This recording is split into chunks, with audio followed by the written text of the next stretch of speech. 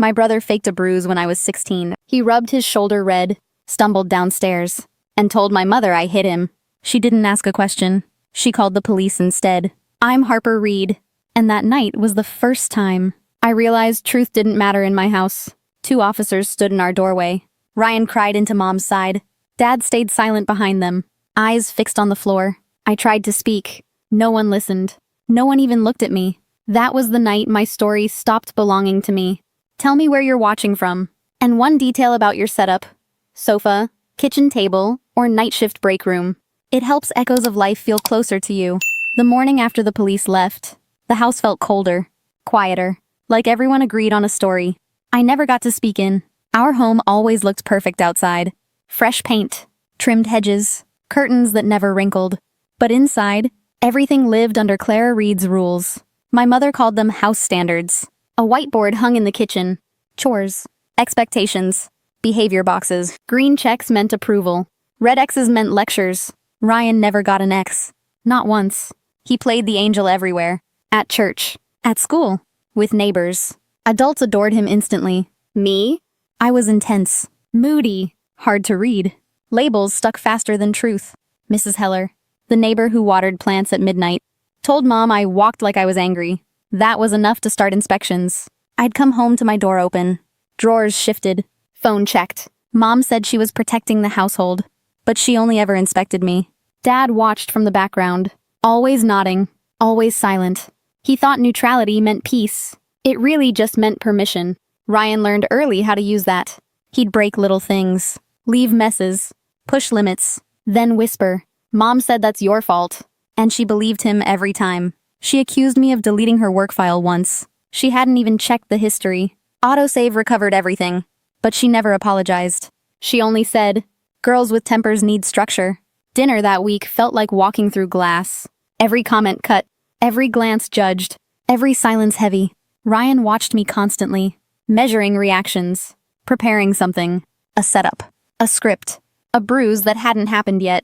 I didn't know it then, but the house was training me to take blame.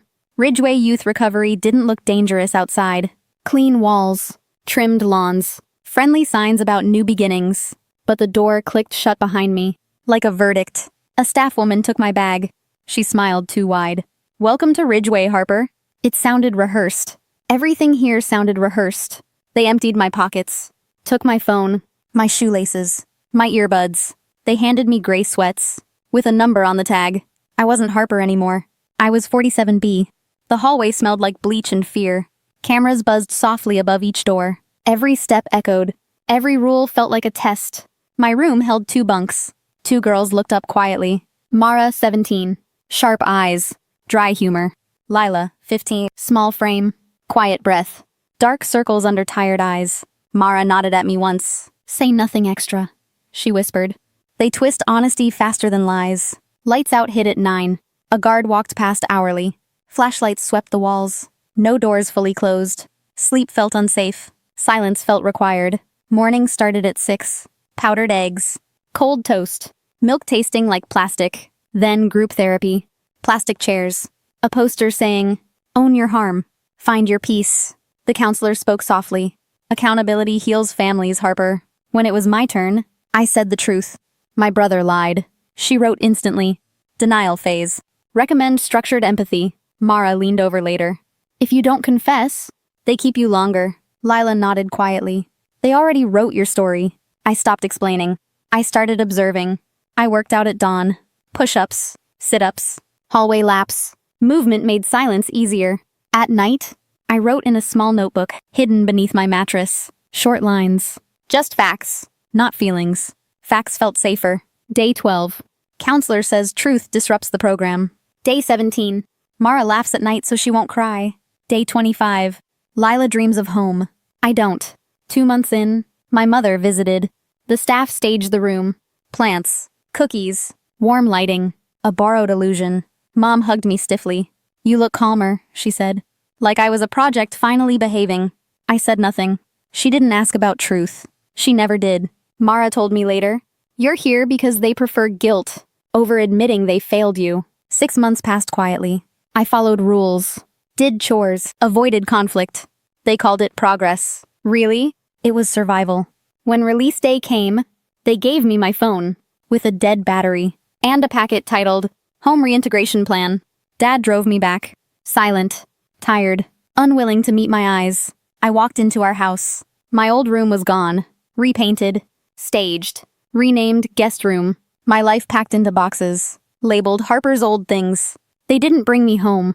They brought back the version that made their story look cleaner. If this were your life, what would you do? Comment 1 to stay quiet and keep the peace. Comment 2 to protect your truth, even if no one believes you. Echoes of Life is listening. Coming home from Ridgeway felt unreal. The house looked identical, but everyone acted rehearsed. Mom watched me constantly. Soft smile, tight jaw, eyes scanning for danger. She taped new rules on the fridge. Reintegration guidelines.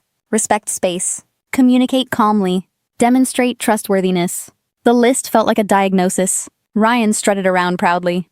He told neighbors he'd forgiven me. Told classmates Ridgeway fixed his sister. People rewarded him for compassion. He never had. I stayed quiet. I saved my words. Silence protected me better than truth ever did. 2 weeks in, things started disappearing. Mom's purse money, small drawer items, a watch from her dresser. She asked me first. Always me. Her voice carried practiced disappointment. I know you're trying, Harper, but old habits return. Ryan walked by smirking, snack bag crinkling, eyes bright with secrets. I didn't react. He wanted the reaction. I found comfort at the auto shop.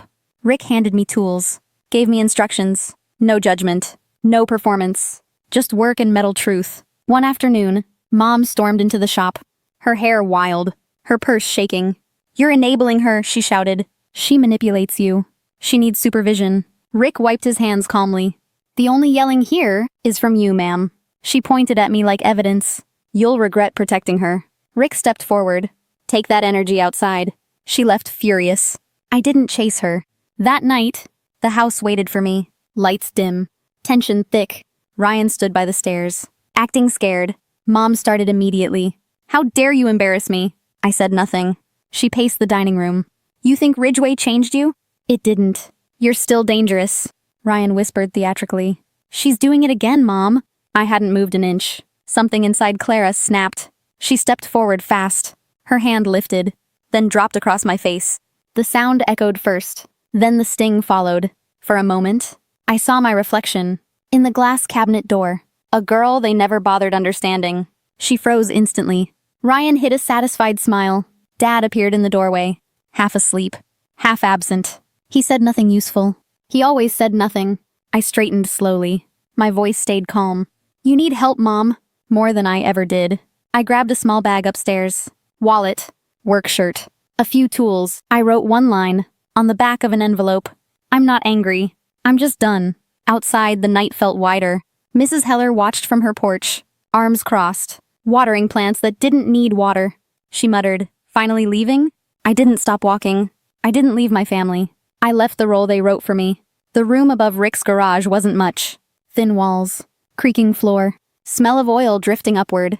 But it was mine, and nothing in it judged me. Rick let me stay quietly. He didn't ask questions. He just said, work hard. Don't burn the place down. That was trust Rick style. I worked 6 days a week. Oil stains, tools clanking, engines humming honestly. Machines didn't twist my words. Machines didn't play scared. At night, I wrote on an old laptop. Not stories, just documentation. Ridgeway schedules, therapy scripts, notes about forced confessions. I posted anonymously under a handle called The Honest Untouched. I didn't expect replies, but they came fast. Kids who'd been there. Parents with suspicions. A former staff member who quit in disgust. Someone linked an article about Ridgeway's parent company. Investigations. Abuse reports. Rebrands every few years. It felt like proof I shouldn't have needed.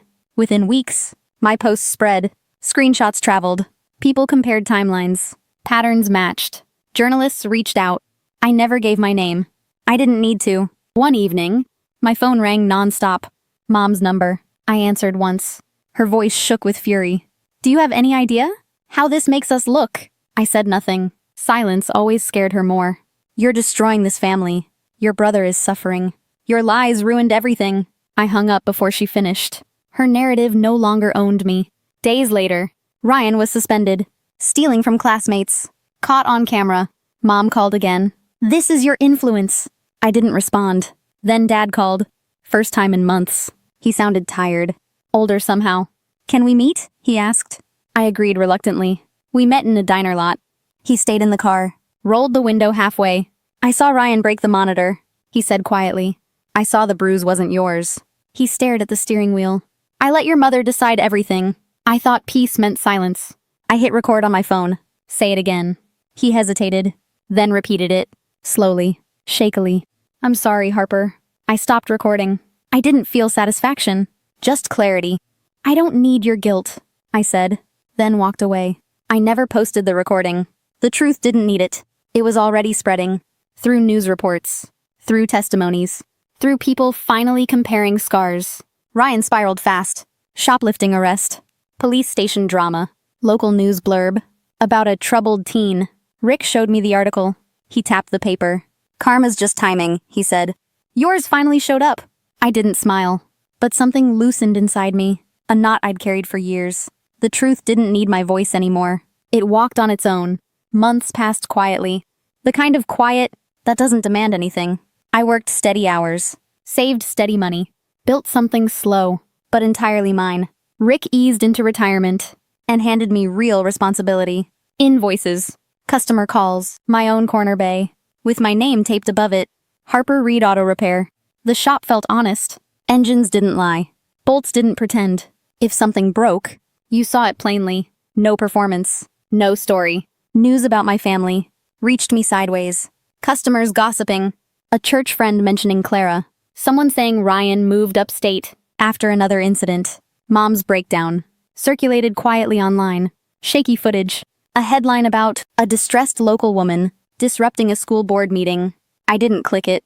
Dad mailed a letter once. Said he was leaving town. And was sorry again. I folded it and placed it in a drawer. Some apologies.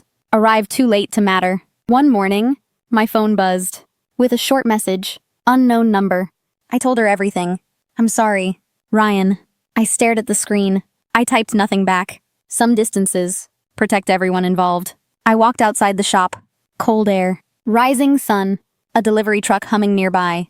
I rested my hand on an old pickup hood. The metal felt solid, worn, real. I thought about every repair I'd done over the years. Every fracture. Every fix. How nothing ever goes back perfectly. Brakes leave marks. Even when the engine runs again, the history stays inside. And for the first time, that truth didn't hurt. It just settled. Quiet. Clear. Some things don't get fixed. You just learn to live without their noise. If this story touched you, please like the video, share it with someone rebuilding their life quietly, and subscribe to Echoes of Life for the next story of strength and truth.